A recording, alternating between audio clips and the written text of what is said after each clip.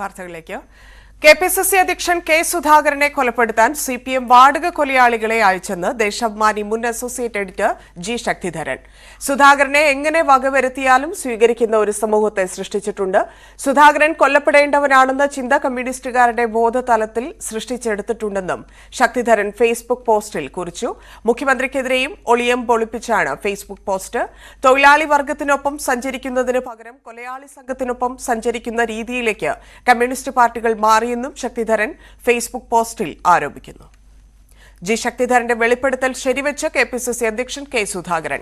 തന്നെ അപായപ്പെടുത്താൻ സിപിഎം ആളെ അയച്ചിട്ടുണ്ടാകാം. G ശക്തിധരന്റെ വെളിപ്പെടുത്തലിൽ കേസെടുക്കുമെന്ന് കരുതുന്നില്ലെന്നും G ശക്തിധരനോട് ഫോണിൽ വിളിച്ച് നന്ദി പറയണമെന്നാണ് ആഗ്രഹമെന്നും സുധാകരൻ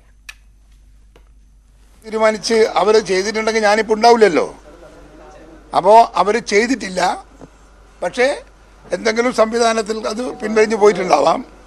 ഇതൊന്നൊന്നുമല്ല, ഇതുപോലെ പലവട്ടം പല സന്ദർഭങ്ങളിൽ പലയിടങ്ങളിൽ അവരാളുകളെ വെച്ചിരുന്നു അയച്ചിരുന്നു എന്നുള്ളത് എനിക്കറിയാം. അങ്ങനെ ഒരുപാട് സന്ദർഭങ്ങൾ മറികടന്നാണ് ഞാൻ ഇവിടെ എത്തിയിട്ടുള്ളത്. എൻ്റെ ജീവൻ എടുക്കാൻ അവർ വിചാരിച്ചാൽ പറ്റില്ല. ഞാൻ ദൈവവിശ്വാസിയാണ്, ദൈവം വിചാരിക്കണം എന്നെങ്കിലേ നടക്കുള്ളൂ.